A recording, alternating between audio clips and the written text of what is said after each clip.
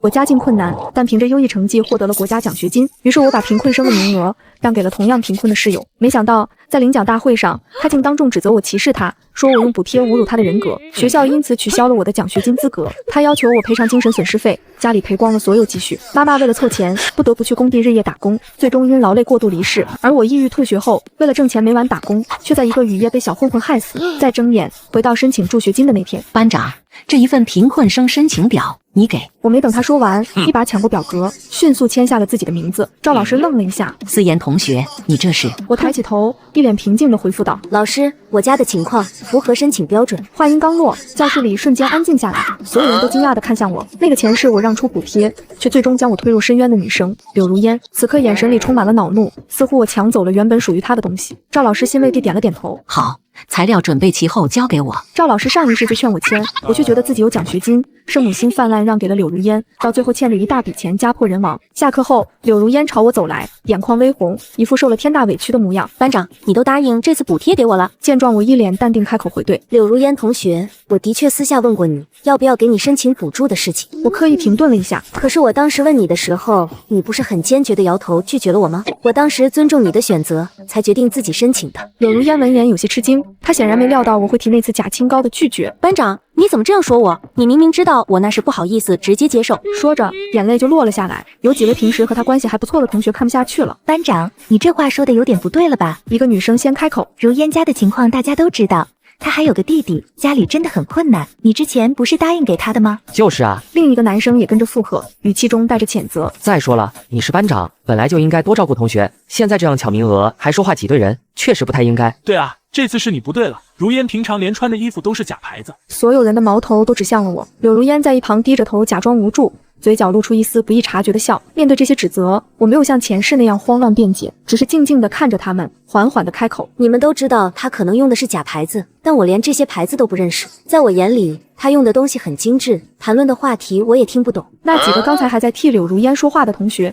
一时语塞。柳如烟被我说得面红耳赤，捂着脸，头也不回地冲出了教室。过了没一会，班主任赵老师就出现在门口朝我示意：思妍，你来办公室一趟。我知道，指定是柳如烟又要闹什么幺蛾子。一走进办公室，气氛顿时压抑起来。柳如烟果然在里面，眼睛哭得又红又肿。她精心描绘的伪素颜妆被擦掉了，脖子上、手腕上那些时常变换的精致饰品也全都消失了。她整个人缩在她父母身后，一副受尽欺辱的模样。她的父母一见到我，像是被点燃的炮仗。你就是那个班长，凭什么抢我们家如烟的补助？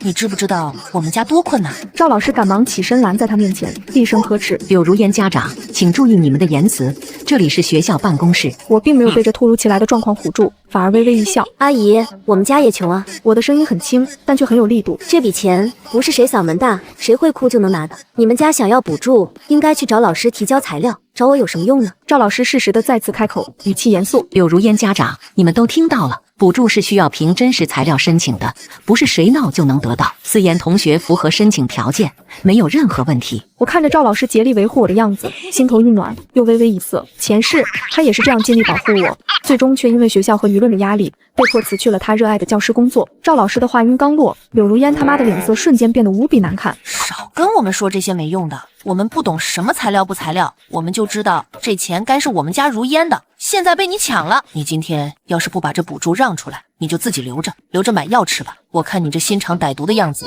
迟早得报应。赵老师被他这番话气得脸色发青，猛地一拍桌子：你们怎么能这么说话？而我却不慌不忙，一脸奸笑：阿姨，您让我买药吃，我可要谢谢您的关心。我妈妈就是因为没钱买药累倒的。您口口声声说家里困难，却舍得让女儿每天带着精致的项链手链，化着妆来上学。听到我这样说，他们明显一愣。柳如烟猛地抬头，惊恐地看着我，又慌乱地看向他的父母，嘴唇哆嗦着一个字也说不出来。他妈妈的气势瞬间弱了。赵老师瞅准机会下了逐客令：现在请你们立刻离开办公室，如需申请补助就按学校流程办，如果再这样无理取闹，我就通知学校保卫处了。闻听此言，柳如烟父母瞬间怂了。柳如烟妈妈不甘的目光死死定在我身上时，这时一个急切的声音从办公室门口传来：小妍。我猛地转过头，看见妈妈略显佝偻的身影出现在门口，她快步冲了进来，一把将我护在她的身后。那钱我们家不会让出去的，我女儿凭家里实际情况申请的，凭什么让？她目光扫过柳如烟爸妈：倒是你们两个大人联合起来欺负我女儿，你们还要不要脸？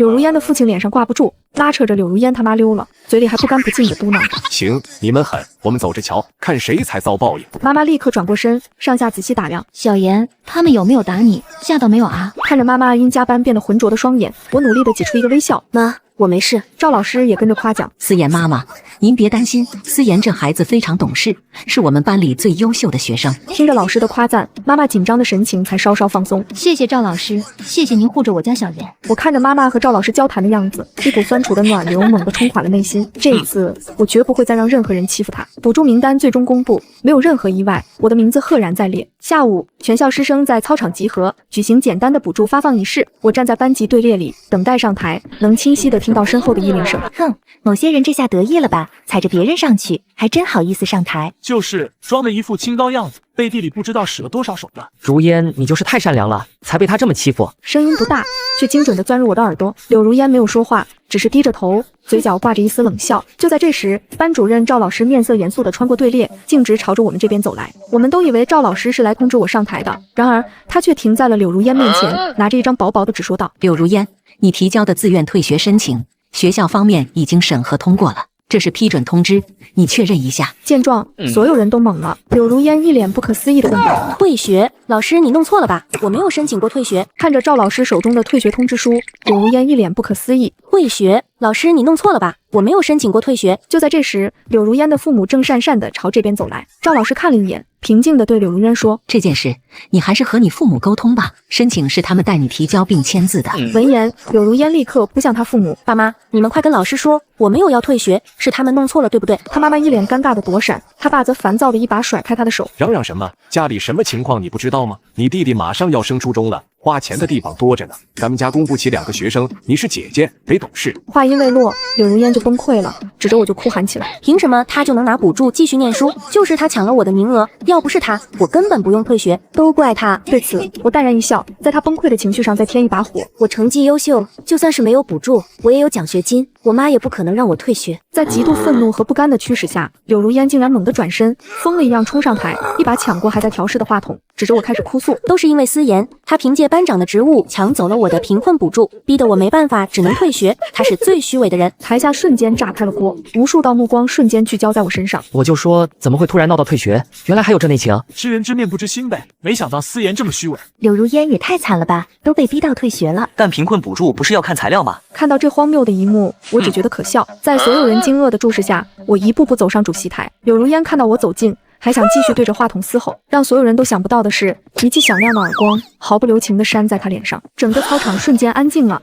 我给柳如烟的这巴掌让整个操场瞬间安静了。这一巴掌是打醒你。我的声音冷冽，透过话筒传遍全场，让你看清楚，决定不让你读书的不是我，是你的父母。随即我夺过话筒，转身面向全校师生，深吸一口气：“老师们，同学们，我家里的情况很多同学都知道，我申请补助是因为我确实需要他来完成学业，改变命运。”说着，我看向了台下脸色铁青的柳如烟父母。他退学是因为他父母选择供他的弟弟，而不是因为他失去了这笔补助。我让过一次，却换来了变本加厉的欺负，所以这一次我不会再让。我靠自己争取来的东西，我问心无愧。贫穷不是我们选择的，但怎么面对贫穷是我们可以选择的。是把时间花在攀比和伪装上，还是花在努力和拼搏上？我想大家心里都有一个正确的答案。我的话掷地有声，回荡在操场上空。短暂的寂静后，校长率先鼓起掌来，紧接着越来越多的掌声汇聚起来，响亮而持久。而我站在主席台上，目光平静地看着柳如烟被他父母半推半搡地拉了下去，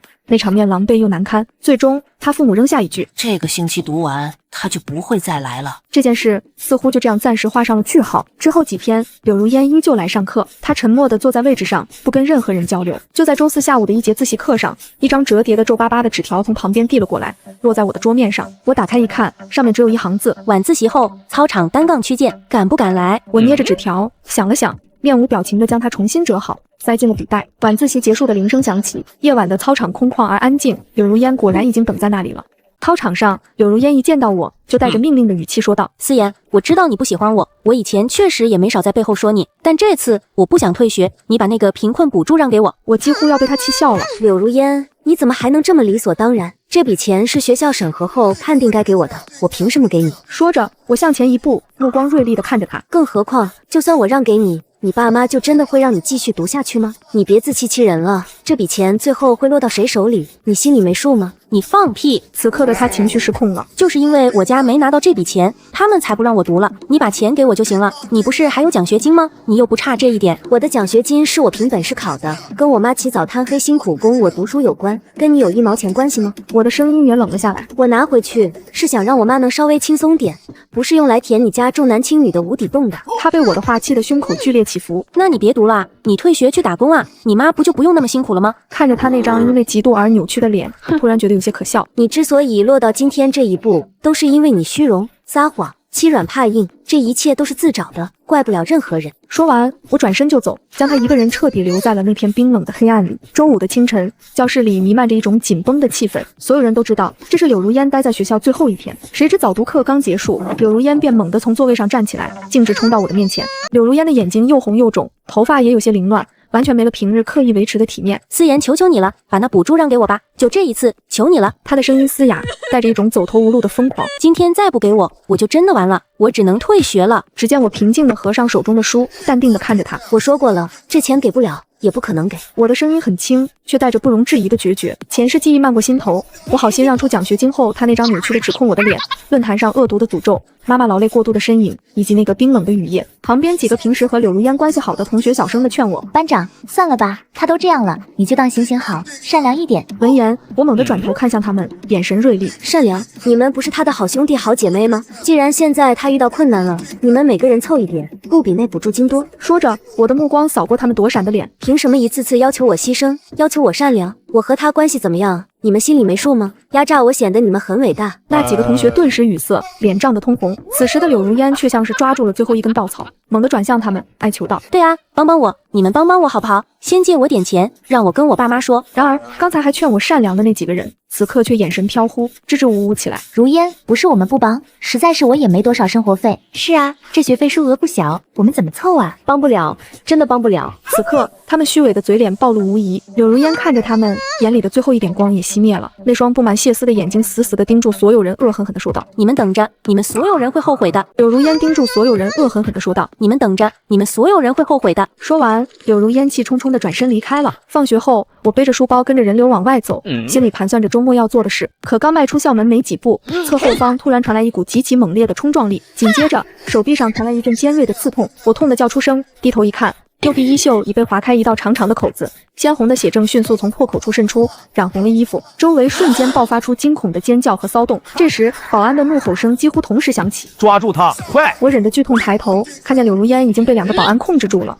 手里还紧紧攥着一把沾血的圆规。原来他竟然一直潜伏在这里等着我。人群迅速围成一个圈，对着我们指指点点。天啊，是柳如烟，她疯了！他居然用圆规扎人，他这是故意伤害，快报警啊！此刻柳如烟的脸上没有丝毫悔意，只有一种近乎癫狂的兴奋和怨恨。她不甘地朝我嘶吼：怎么只是划伤了？你怎么不去死？你怎么就不去死呢？那恶毒的诅咒让周围的人都倒吸一口凉气。思妍，你没事吧？赵老师看到我流血的手臂后，脸色煞白，急忙安抚我：别怕，按住伤口，我们马上去医院。他一边帮我简单处理，一边厉声对旁边的保安说道：我已经报警了，看好他，别让他再伤人。我看着几近癫狂的柳如烟，忽然觉得他这副模样真是可笑极了，耗尽心思，赌上一切，却把自己彻底送进了绝路。在医院处理好伤口，警察也赶到了。妈妈接到消息匆匆赶来，脸色苍白，眼底全是惊惧和后怕。调解室里，只看见柳如烟缩在她父母身边，脸上带着清晰的巴掌印，红肿一片，显然是刚被狠狠教训过。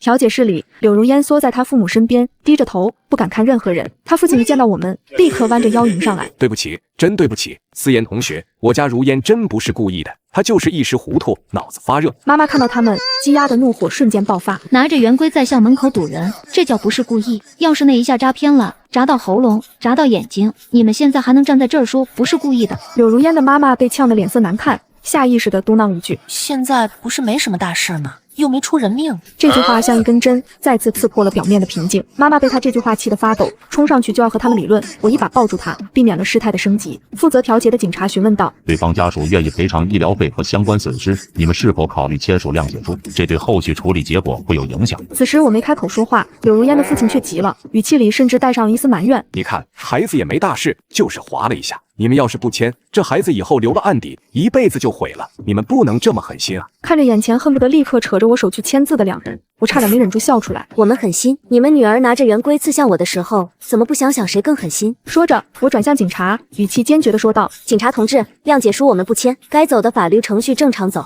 另外，他们还需要依法赔偿我的医疗费、后续护理费以及精神损失费。”一听要赔钱，柳如烟的父母立刻又换上了一副哭穷的嘴脸，喋喋不休地诉说着家里如何困难。听着他们的话，前世的画面再次浮现在我眼前。前世，他们也是这般哭穷卖惨，逼着我和妈妈拿出那笔莫须有的精神损失费。哪怕在我妈妈积劳成疾去世后，他们催债的嘴脸也未曾缓和半分。思绪回到现在，我闭上眼，缓缓开口：“这件事我没有办法原谅。”妈妈紧紧握着我的手，眼神中充满了决绝。对，不能原谅，这种人留在社会上才是祸害，必须让他得到教训。就在这时，负责调解的民警严肃地告知他们，由于持械伤人性质恶劣，即便出具谅解书，柳如烟也可能面临拘留等处罚。这话像是点燃了炸药桶，柳如烟父亲猛地拍桌而起，面目狰狞。什么还要拘留？你们是不是和他们家串通好了要害我女儿？民警立即严肃警告：“请你冷静，注意你的言辞。”被愤怒冲昏头脑的柳如烟父亲竟指着民警破口大骂：“冷静个屁！你们就是欺负我们老百姓！我女儿要是被拘留，我跟你们没完！”说着，